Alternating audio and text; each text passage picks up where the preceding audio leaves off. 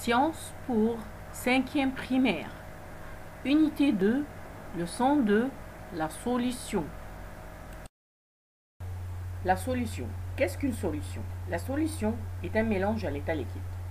Exemple عندنا ايه؟ عندنا كذا exemple كتير جدا. هو dans notre vie quotidienne في حياتنا اليومية on trouve plusieurs solutions comme ايه؟ Comme par exemple l'eau, le jus, le thé, ou comme par exemple le jus du citron. طيب احنا بناخد الميلانج ده ازاي او السوليسيون دي ازاي؟ Quand on mélange deux ou plusieurs matières liquides ou solides, il se forme le mélange. احنا خدناه في الايه في الليسون اللي فات. اما بنخلط plusieurs matières مع بعض بنحصل على الميلانج. طيب qu'est-ce qu'on observe? On observe que la présence de certains mélanges à l'état liquide. طيب الميلانج بقى اللي على l'état liquide بيبقى اسمه ايه؟ بيبقى اسمه solution. C'est tout. طيب comment on forme une solution par exemple? Par exemple on peut apporter un récipient plein d'eau, oui, une cuillère du sel, oui, معانا تيجي en verre pour remuer. يعني هنجيب كوباية مية وملح وتيجي en verre يعني معلقة أو أي حاجة نقلب بيها. pardon. هنعمل إيه؟ هنحط le sel, on ajoute le sel sur l'eau on agite, on remue. ايه اللي هيحصل؟ on obtient une solution salée. هنحصل على محلول ملحي. يبقى السوليسيون هو ايه؟ ميلانج على l'état liquide. طب ندي اكزامبل كمان؟ ندي اكزامبل كمان. هو ايه؟ la solution de banane et de lait. par exemple عندنا سوليسيون اللبن بالموز. يعني دلوقتي ايه؟ on mélange le jus de banane. بنخلط الجو دو بانان اللي هو عصير الموز اللي بيبقى في على l'état liquide مع le lait اللي هو le lait à l'état liquide encore. on obtient une solution du jus du lait, jus de banane او la solution de banane.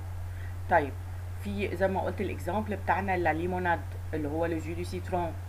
on mélange comment on peut-on faire un mélange de citron ou une solution de la limonade? on mélange أو بنخلط l'eau à l'état liquide avec le jus du citron مع عصير الليمون اللي هو برضو à l'état liquide avec une quantité du sucre. السكر هنا هو الوحيد اللي صليد. طيب احنا عملنا بقى ايه؟ عملنا لو ليكيد وطبعا ناخد بالنا ان السكر soluble dans l'eau بيدوب في الميه وهنعرف يعني ايه soluble تاني. فدلوقتي هيدوب السكر في الميه مع العصير الليمون كله هيبقى سوليسيون واحده. هيبقى عندنا لو جو دو سيترون. طيب في حاجه اسمها لا ديسوليسيون. العمليه اللي احنا عملناها دي كلها اسمها ديسوليسيون. اللي هي ايه ديسوليسيون؟ ايه الديفينيسيون دو لا ديسوليسيون؟ c'est l'opération à travers laquelle une matière soluble se dissout dans un solvant. هي العملية اللي عن طريقها une matière soluble يعني مادة بتدوب في المية. مادة بتذوب في ايه؟ في في المحلول او في المية اللي هي طبعا المية هي هنلاقيها بعد كده يعني ايه solvant يعني ايه soluble. فهي السولفون عندنا هي السولفون كومان اللي هو السولفون اللي بيدوب فيه كل الحاجات الشيء اللي بيدوب فيه المواد المذيبة. عندنا السولفون هتبقى لو. لا ديسوليسيون. كومون سو في ديسوليسيون؟ من الاكزامبل اللي انا قلته اللي فات احنا بنبقى محتاجين سولفون بلس ماتيير سولوبل. الموضوع ده السولفون مع الماتيير سولوبل ده اسمه كله على بعضه كده اسمه ديسوليسيون. بيدينا في الاخر ايه؟ بيدينا في السوليسيون. يعني ايه؟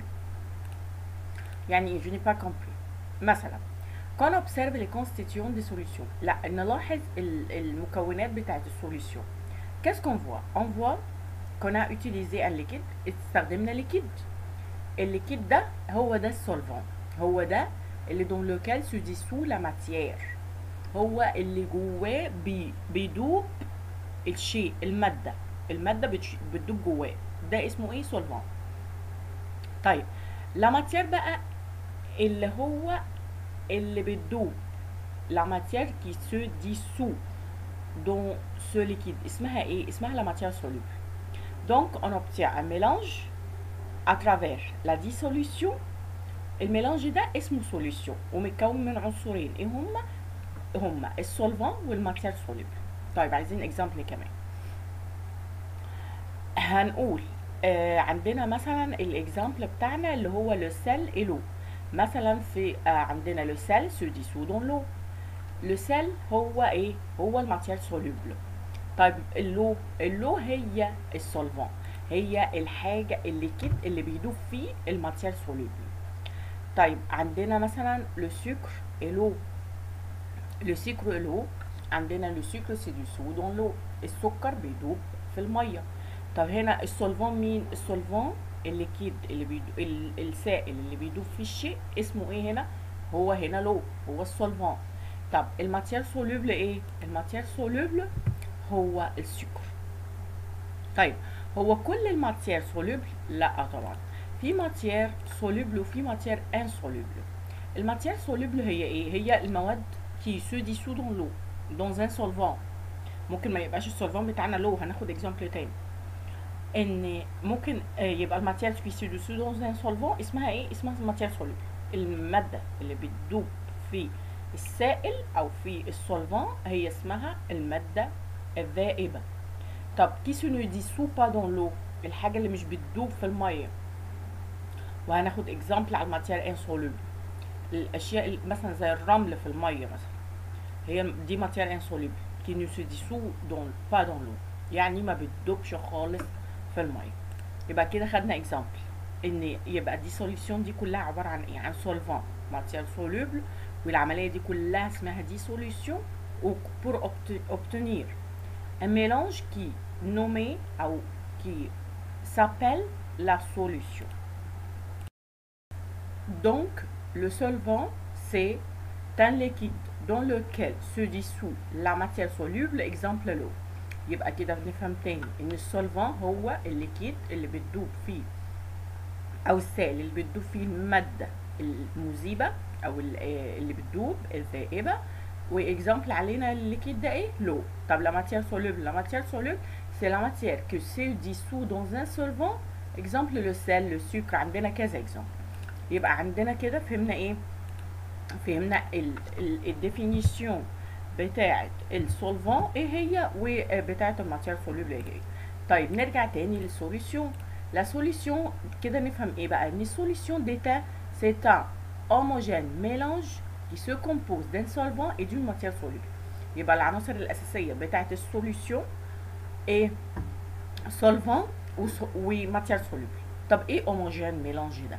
هنفهم بعد كده، وهدي اكزامبل على الهوموجين والهيتيروجين. في حاجه اسمها هوموجين ميلانج وحاجه اسمها هيتيروجين ميلانج. طب الهوموجين هو السوليسيون، هو هوموجين ميلانج، هو ما يجيش الا هوموجين ميلانج. ليه؟ هوموجين ايه الفرق بين الهوموجين والهيتيروجين؟ الهوموجين هو حاجات ايه؟ متناسقه مع بعض. بدا الميلانج يتكون عندنا او الخليط يتكون عندنا، احنا مش شايفين مكوناته ايه زي ما خدنا في الليسون اللي فات. احنا مش قادرين مثلا في الجو دي سيترون مش قادرين نشوف الميه لوحدها والليمون لوحده والسكر لوحده، لا كله دايب في بعضه. ده هوموجين ميلانج متناسق مع بعضه. مثلا الجو دو بانان افيك لو لي، عندنا هل نقدر نفصل البانان عن لو لي عن السكر؟ لا، كله بقى هوموجين، ده هوموجين ميلانج. يبقى الهوموجين ميلانج هو السوليسيون اللي se compose de quoi؟ d'un solvant et d'une matière soluble. ادينا لايه؟ للتيب دو ميلانج. يعني هو في انواع للميلانج؟ طبعا في تيب دو ميلانج. ايه هما التيب دو ميلانج؟ التيب دو ميلانج عندنا 3 تيب دو ميلانج. ايه هما؟ ميلانج هوموجين. امتى الميلانج يبقى هوموجين؟ Quand une matière se dissout dans un solvant, on dit que c'est une matière soluble. Exemple عندنا le sel et le sucre. لما الماتير بتدوب خالص خالص في السولفان في الليكيد، بنقول ان الماتير هنا soluble. وبنحصل على ايه؟ على ميلانج هوموجين. يبقى هنا السولفان داب خالص في الميه في السولفان. وعندنا اكزامبل على كده لو سيل et le sucre. le sel et le sucre. بنحصل بيه على ايه؟ على على solution او على mélange homogène. طب الميلانج hétérogène عندنا exemple على كده ايه؟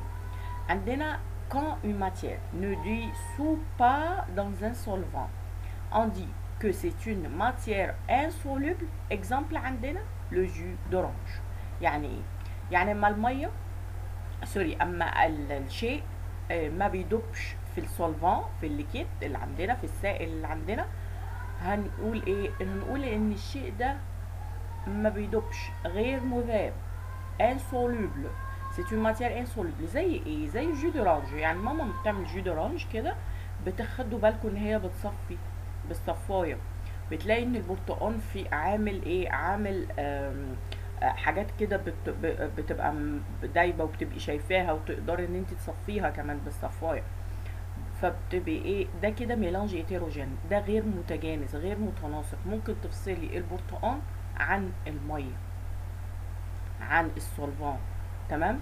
طيب السوليوشن سسبندو، عندنا troisième exemple هو solution suspendue. ايه solution suspendue دي؟ quand les particules de la matière soluble ne dissolvent pas et elles sont suspendues par le solvant. exemple le jus de fraise. الميلانج هيتيروجين بيوصلنا للسوليوشن سسبندو، اللي هو ايه؟ ان البارتيكول دو لا ماتير سوليبل هي بارتيكول دو ماتير سوليبل، يعني حاجه بتدوب فعلا، هي سوليبل فعلا، بس البارتيكول بتاعته الصغيره او المواد او الاجزاء الجزيئات بتاعته الصغيره ما دابتش. وكمان ايه كمان؟ مش ما دابتش، لا دي كمان اترسبت تحت، او احنا بنقول اترسبت او توقفت كده في السولفان. اسمها زي اكزامبل عندنا لو جو دو فريز. لو جو دو فريز برضو بتلاقي فيه قطع فاكهه كده، وانتي طبعا واحنا بنشرب العصير، عصير الفراوله، بتلاقوا قطع كده اترسبت في العصير. فده ايه؟ ده سوليوشن. احنا عندنا فعلا سوليوشن ليه؟ في ليكيد وفي جو دو فريز، الاتنين ليكيد وفي سكر، كله تجانس مع بعض، كله داب. اوكي، لكن في بعض الجزيئات البارتيكول الصغيره سون سسبندو، توقفت او ترسبت في السولفان. زي ايه؟ زي الجو دو فريز. يبقى تقريبا السوليوشن سسبندو نفهم من كده انه ايه؟ انه خليط، او ان هو خليط او سوليوشن مترسب، بيترسب فيه الجزيئات منه، البارتيكول منه بتترسب في السولفان.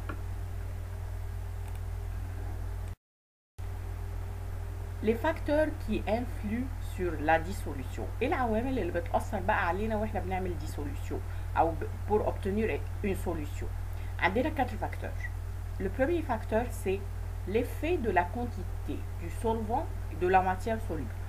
هي تأثير كمية السولفان، كمية الليكيد اللي هيدوب فيه الماتير سوليبل، وكمية كمان الماتير سوليبل. Deuxièmement l'effet de la chaleur، يعني تأثير الحرارة.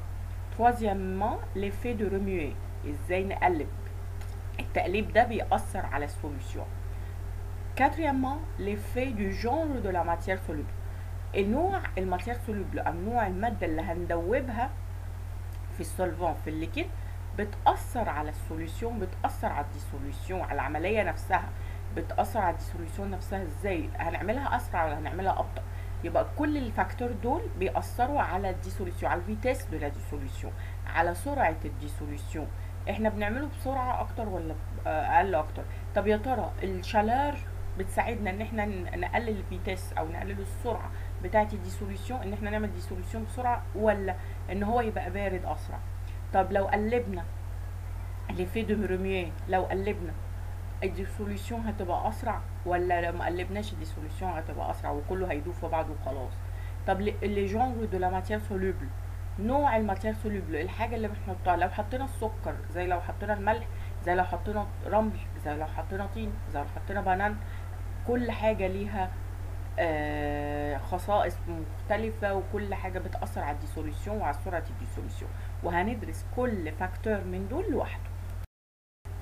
l'effet de la quantité du solvant et de la matière soluble. أول فاكتور عندنا هو تأثير كمية السولفان أو كمية الليكيد أو كمية الشيء السائل عندنا وكمية كمان إيه، كمية كمان الماتيريال سوليبل وكمية الشيء اللي بيدوب.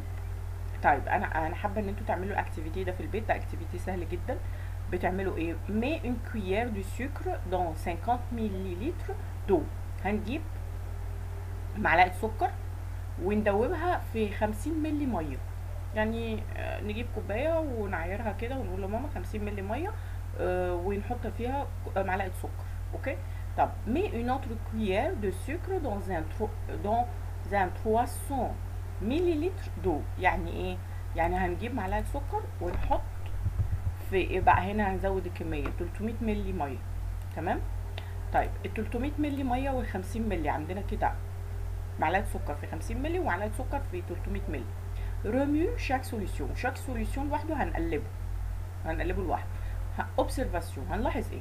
هنلاحظ que le sucre dont la quantité de l'eau la plus grande se dissout plus rapide. يعني السوليسيون اللي هو 300 مللي ده اللي هو 300 مللي ده المعلقه السكر دابت فيه اسرع من اللي دابت في 50 مللي ميه. ليه؟ ال 300 مللي دول اكبر فالسكر دب بسرعه، لكن ال 50 مللي اقل شويه فهياخد وقت عقبال ما ايه ما هما الاثنين هيدوبوا. بس الاسرع هيبقى ايه؟ هيبقى كل ما السوليسيون يكبر كل ما هتبقى الوقت بتاع دي سوليسيون اقل. زي دي كونكلوزيون اللي هنطلع منها من الاكسبيرينس دي او من الاكتيفيتي ده، ان tant que la quantité du solvant augmente le ton de la dissolution diminue. يعني كل ما كمية السولفان او الليكيد بتكبر هيبقى الوقت بتاع الديسوليسيون اللي احنا نحصل بيه على السوليسيون هيبقى اقل. اما قلبنا معلقة السكر في ال 50 ملي ولا ال 300 مليلتر، لا طبعا في ال 300 مليلتر الكونتيتي اكبر بتاعت السولفان augmente donc le ton de la dissolution diminue. Deuxièmement ou deuxième facteur l'effet de la chaleur. L'effet de la chaleur عندنا activité تاني نعمل ايه؟ dissout deux quantités de sucre dans deux récipients contenant la même quantité de l'eau. يعني ايه؟ يعني هندوب كميتين من السكر في وعاءين من كل وعاء منهم فيه كمية مية. شوف عندي دي ريسيبيون وهنسخن واحد منهم، الاتنين قد بعض بالظبط في كمية السكر وفي كمية المية. اوكي، بس هنسخن واحد وواحد تاني هنسيبه بارد. ايه اللي هيحصل؟ observation la solution chaude se dissout plus rapide. طبعا هتلاحظوا ان السوليسيون شود هتلاقي الحاجة دابت فيها او السكر داب فيها اسرع من ايه؟ من المية الباردة. يبقى conclusion ايه؟ tant que la chaleur augmente le ton de la dissolution diminue.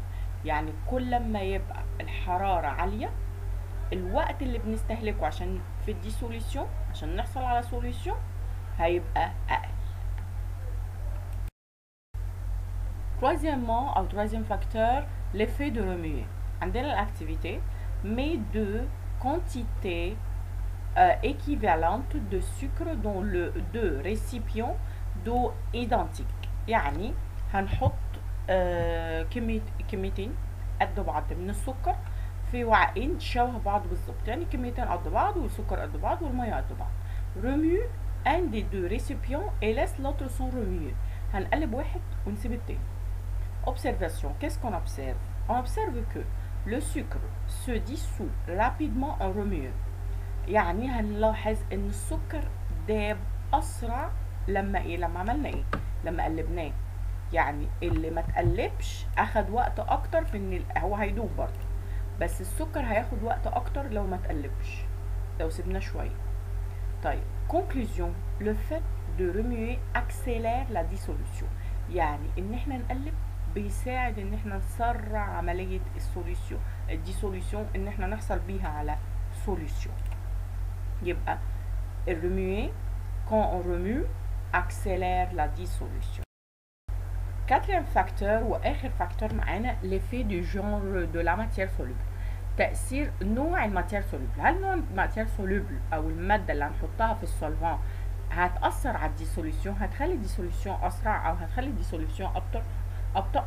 هنعرف من الأكتيفيتي ده. عندنا الإتاب الأول نجيب مي دي كونتيتي إيكيفالونت دو كلورير دو صوديوم اللي هو سيل دو كويزين دو كربونات دو صوديوم دون دو ريسيبيون. يعني هنجيب كميتين قد بعض مثلا 100 جرام و100 جرام من الكلورير دو صوديوم اللي هو الكلورير دو صوديوم هو الاسم العلمي بتاع الملح الطعام، ومادة تانية اسمها كربونات دو صوديوم. هنحط كل واحد في وعاء مختلف. تمام. هنعمل ايه؟ شوف لي دو ريسيبيون دوسمون اون ريميو شاكان دو. هنسخن كل واحد لوحده وهنقلب. يعني احنا بنساعده ان هو ايه، لان احنا قلنا الشالور والريميو بيساعدوا ان احنا نعمل الديسوليسيون اسرع. هنساعد كل واحد والتاني ان هو يدوب في الايه، في السولفان. هنلاحظ ايه؟ هنلاحظ ان لو temps nécessaire pour la dissolution de chlorure de sodium diffère de celui nécessaire pour la dissolution de carbonate de sodium. جربوا الاكتيفيتيز دي في البيت وهتشوفوا ان الوقت مختلف. الكلوريد دو صوديوم الوقت اللي خده عشان يدوب في الميه مختلف عن الوقت اللي خده الكربونات دو صوديوم. يبقى ناخد من كده ايه او نفهم من كده ايه؟ ان الكونكلوزيون بتاعتنا هنا ايه؟ هنا ان le temps de la dissolution dépend du genre de la matière dissoute ou de la matière soluble dans l'eau او dans le solvant. يعني ان الوقت اللي بنستهلكه عشان في الديسوليسيون عشان نحصل على سوليسيون بيعتمد بالاساس على الفاكتور اللي احنا قلناهم دول، وهنا بقى بيعتمد بالاساس على نوع الماتير ديسوت او الماتير سوليبل، على نوع المادة اللي بتدوب في السولفان. Donc, on a compris que les facteurs qui augmentent la dissolution، العوامل اللي بتزود السرعة بتاعة الديسوليسيون أو بمعنى أصح diminue le temps de la dissolution، بتقلل الوقت اللي بنستهلكه عشان في الديسوليسيون عشان نحصل على سوليسيون. ايه بقى العوامل دي؟ عندنا لا chaleur، عندنا لاجيتاسيون اللي هو كمان ريميو اللي هو نقلب التقليب والحرارة، عندنا لا كونتيتي دو سولفان ولا كونتيتي دو ماتير سولوبل، كمية السولفان وكمية كمان ايه، كمية الماتير سولوبل، وطبعا الجانر زي ما قلنا في اخر فاكتور الجانر دو ماتير سولوبل. À la fin de notre leçon عايزة اديكوا tips كده. nota bene dites pourquoi لو question جالنا l'eau est considérée comme un solvant commun. ليه المية تعتبر اكتر solvant شائع بنستخدمه، اكتر ليكيد بنستخدمه عشان نعمل solution؟ car beaucoup de matières se dissolvent dans l'eau، يعني العديد من المواد بتدوب في المية. يبقى المية اكتر لو اكتر سولفون بنستخدمه هو سولفون كومان. اكتر شائع استخدام للسولفون في ان احنا pour obtenir une solution هو ايه؟ هو لو. ليه بقى؟ لان ماتير beaucoup de matières se dissolvent dans l'eau، العديد من المواد بتدوب في الميه. يبقى لو ده ايه؟ سولفون كومان، الناس كتير بتستخدمه عشان pour obtenir une solution. dans l'opération de la dissolution, on utilise l'eau comme un solvant commun. On utilise l'eau beaucoup comme un solvant. بنستخدم المية كسولفان. ليه؟ هي بتأثر على هي تأثيرها على المواد ان هي ماتير كتير بتدوب فيها. يبقى beaucoup de matières se dissolvent dans l'eau. Merci pour votre attention et à la prochaine.